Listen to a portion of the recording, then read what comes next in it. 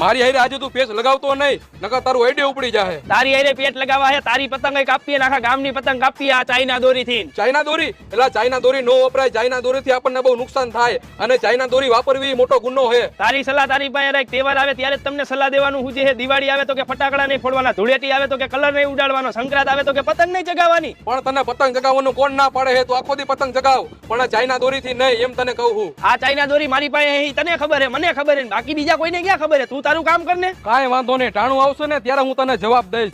ચકલા કોઈ દી બાજ નો બને મારા કલેજા. હાલો મામા, મારો પાડોશી ચાઇના દોરીથી પતંગ ચગાવે છે. તમે ક્યારે આવો છો મામેરું લઈને?